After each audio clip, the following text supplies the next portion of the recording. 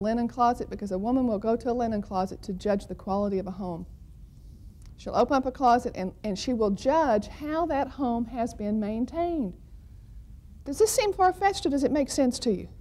There are little things that seem so simple, but they're things that make so much money when you're looking at it. One of the people here in this organization gave me a great idea, and I had never actually done this before, but I think it's a super idea.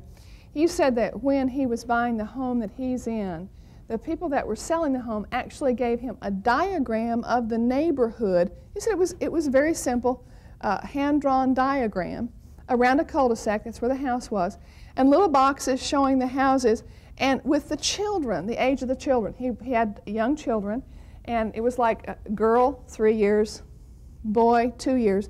So it showed the children and the ages around the house. Now that's a really good idea.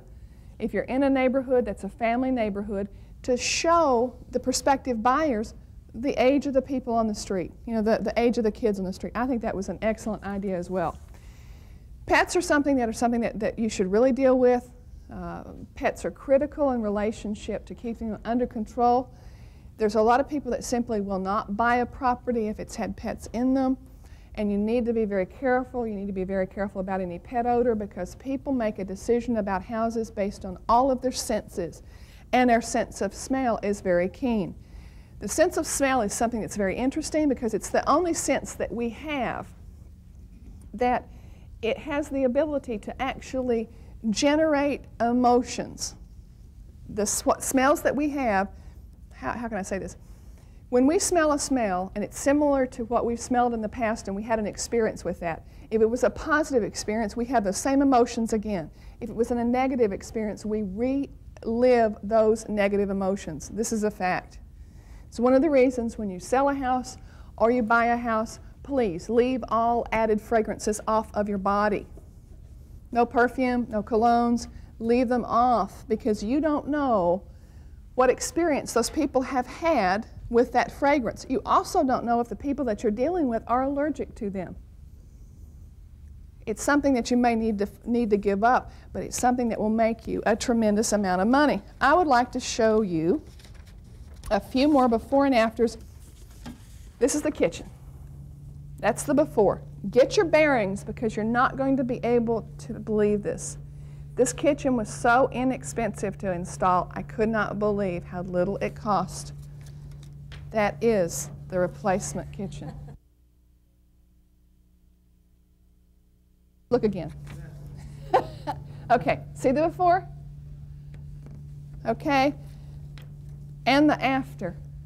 Folks, all it was a 6 foot, 6 or 8 foot, a 6 foot sink base, a stove, and another little 18-inch or 2 foot sink base on the sides, and then a little span across the top.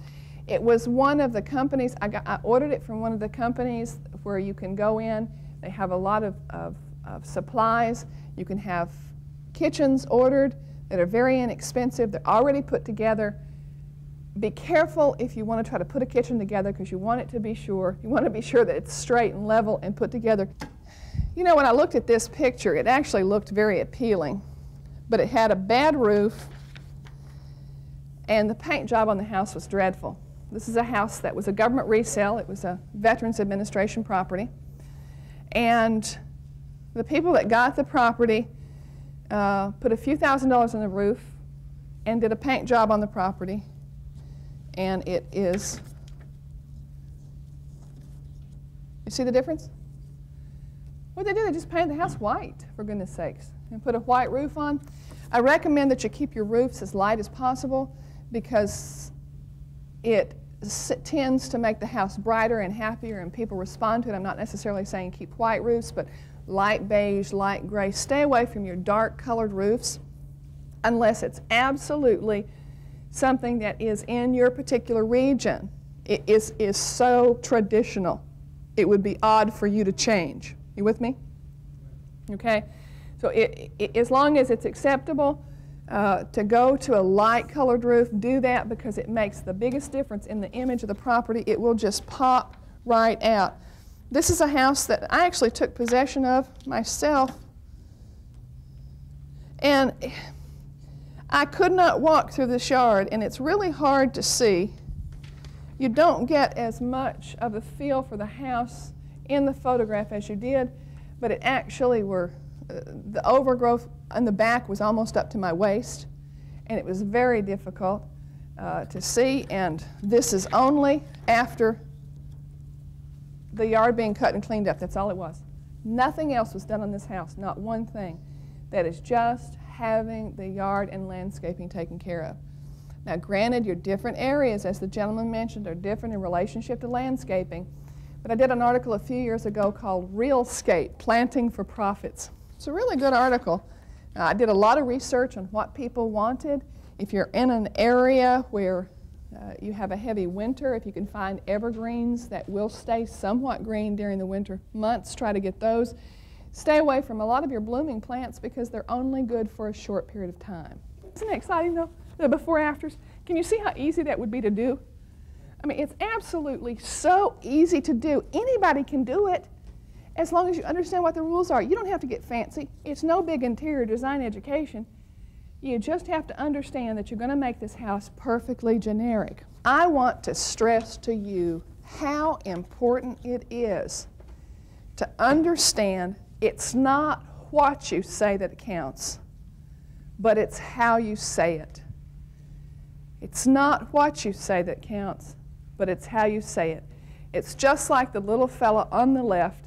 He's got really crummy signage, and he still has his product left. The other guy on the right has gone home because he's sold out. And that's just exactly, you like that? That's just exactly what happens. And that's how simple it is, people, to understand the whole concept. How to package, you know what it is. You know how to do it. You already know how to do it. Was there anything up here that I did today that you said, that's new and unusual? No? You knew this stuff, didn't it? I mean, I kept seeing that your heads nod as we went along today because you already know it. It's realizing how absolutely critical it is when you package the property correctly to sell. You've all been wonderful. It's not what you say that counts, but it's how you say it. Bye-bye. Thank you. Thank you.